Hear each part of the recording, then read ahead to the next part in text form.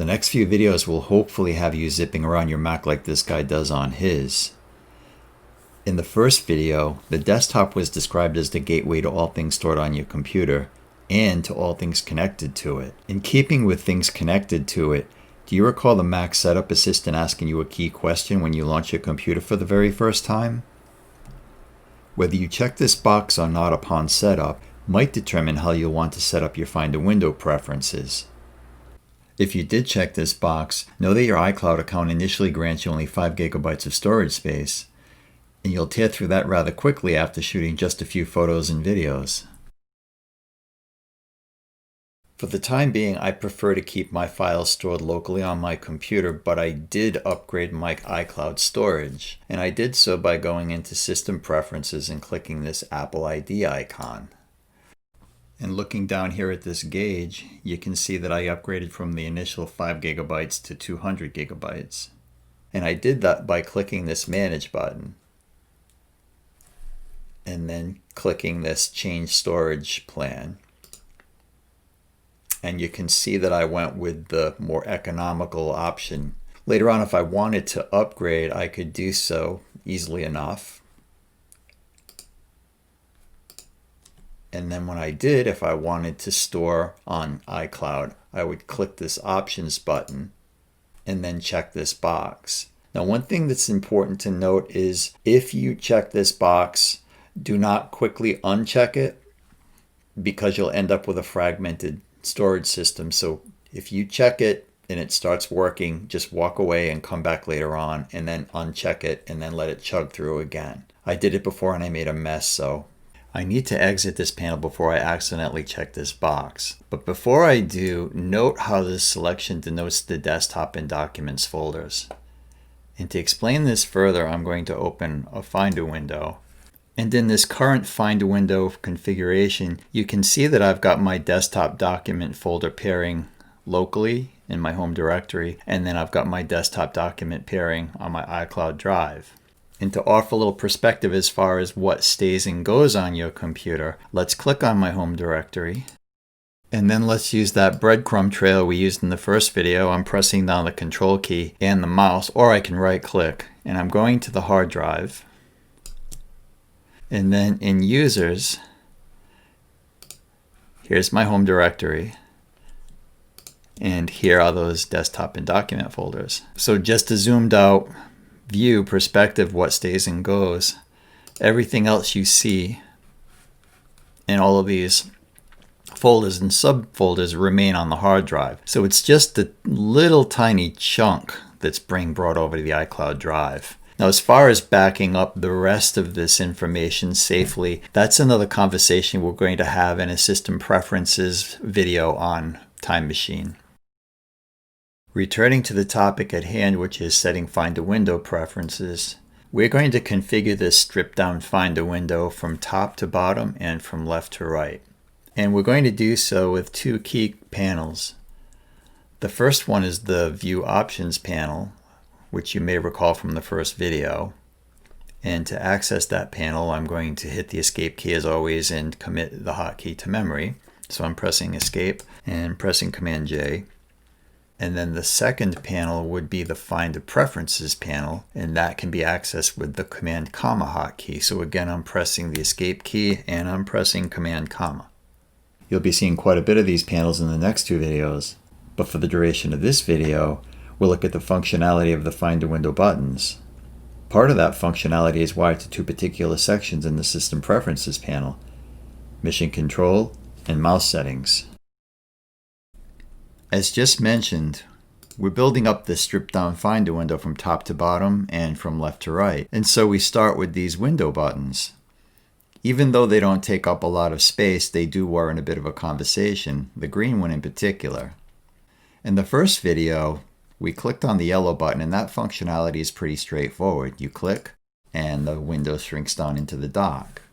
And in the first video, we also clicked the red button to close a few windows, and we pointed out that when you close a Find a Window, and this is a Find a Window as verified by the app menu up here, when you close a Find a Window, the Finder continues to run as verified by that little dot down there.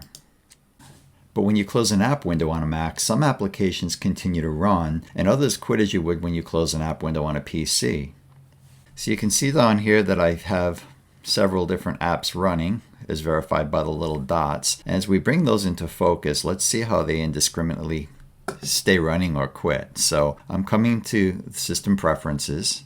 I'm going to come up and close that window. And you can see that System Preferences quit. And now I'm going to bring Mail into focus. And when I close that window, you can see that Mail still runs. Coming to Adobe, still runs. And here I'm just going to, rather than migrate up to the close button, I'm going to press Command W down here. So you can see here that when I Command W, Photos quits, Notes, Command W quits. There's nothing you need to know or do with this indiscriminate behavior. It's just a little something being pointed out. Moving on to the heart of this window button discussion, it's rather important to note that there are two different green buttons which behave quite differently. Specific to the Adobe apps, it seems, this green button with the plus symbol is rather straightforward. When you click it, the window occupies the full desktop, like so, and you can still see the top menu and you can still see the dock. This is not the case with our second green button. When selecting any of the drop-down items in this green button that has the double arrows, the results can be a bit jarring without a little insight. To gain that insight, we'll need to open a few windows. And we'll also need to make two stops in the System Preferences panel, starting with Mission Control. And the one thing we're focusing on in Mission Control is this hotkey combination, which is the Control and the up arrow.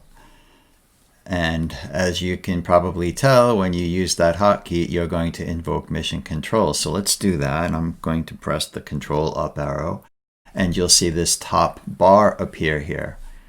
So in this bar, you can see our current desktop, and you can see over here that you've got a little button to create additional desktops. So having created those, maybe I want to have my calendars on a dedicated desktop because I'm creating a printable document of September and I need to refer to my live calendar. So let's drag those guys. You can see when I hover over the different windows, they highlight blue. So I'm going to grab the Windows calendar, bring that over. It's Windows calendar, I mean Microsoft Word calendar. And I'm going to drag over my Apple calendar app. So those guys are on desktop too. And let's just say that I want to have my browser full screen for some reason. I can drag that on over like so. And now I can move around from one desktop to the other by clicking. Brings me to that desktop.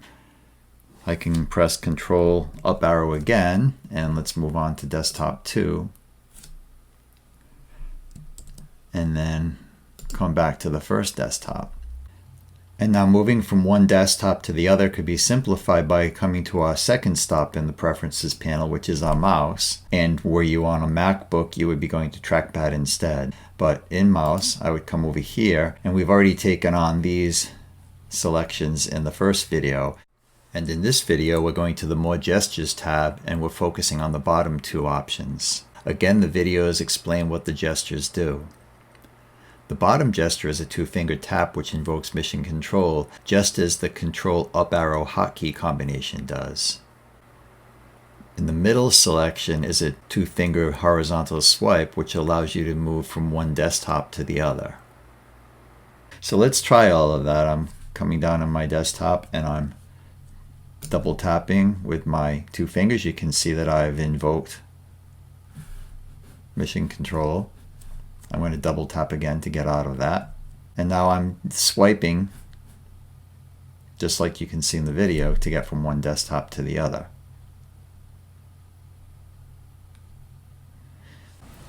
And if you recall that Command Tab action we did in the first video, that's a third way of jumping from one desktop to the other and targeting a particular app on that desktop. So I'm pressing the Command Tab. I'm going to go over to the browser. So you can see that my Firefox is highlighted. When I let go of that Command key, we jump to that desktop. I'm going to press my Command tab down again, and I want to go to my Microsoft Word document.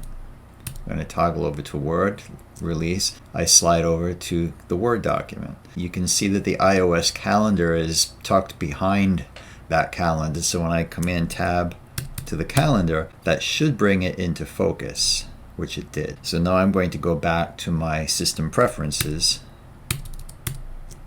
and we jump back to the system preferences.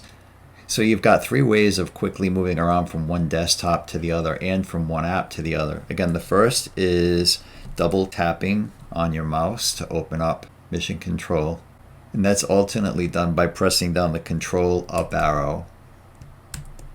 The second way is to swipe with two fingers horizontally. And then the third way is that Command tab action. Okay, so getting back to our green buttons, I'm going to swipe back to our calendar desktop and choose the second green button option. And then this Microsoft Word document is going to fill half of the screen. And then when I come over here, you can see that it highlights blue. When I click this, that occupies the remaining half of the screen. And then I can grab this pane in between, and I could divvy up the ratio if I wanted to. Now notice in this view that we've lost our dock and we've lost our top menus. And to bring those into view, if you recall in the first video, I did the Command Option D to show and hide the dock. That functionality is identical here, so I'm going to hover down in that general area. It comes into view. When I hover away, it disappears. And the same applies to the menu. You can see that I'm over the Word document. When I hover, I get the Word app menu. When I make the Apple calendar active, you can see that I hover up and then that app menu becomes the calendar menu. To exit either a full or a split screen desktop, you would actually come over to your green button and make this selection right here. I'm going to click exit full screen with my iOS calendar and know that the Word document is still going to be in this full split screen mode, so that one is going to occupy the desktop, and then this one is going to be pushed to another desktop. So let's click that and see what happens. And you can see that that calendar was pushed onto the first desktop. I'm going to double tap my mouse to remind you where we're at, so you can see we're on the first desktop. And we come back over to the other desktop, which has now been named Microsoft Word. That one is a full desktop. So let's exit that from full desktop by coming over here, clicking exit full screen. And then Microsoft Word gets pushed back to the first desktop. So let's go back to that other desktop that has the browser. And again, you can do so by pressing the Control up arrow or tap with two fingers on your mouse, like so. And we're going to prove 2 points here. Rather than exiting full screen by clicking this green button, what you can do again is go back into Mission Control and just click this symbol, and that will push that application back onto the first desktop. And if you recall, we originally created those desktops by going into Command Central and using this button to the right. We can bypass that by simply clicking this button, and you can see that that automatically creates the desktop for that app. And so, having discussed local versus iCloud file storage, and having discussed how Finder window buttons work, let's move on to the rest of the Finder window in the next video.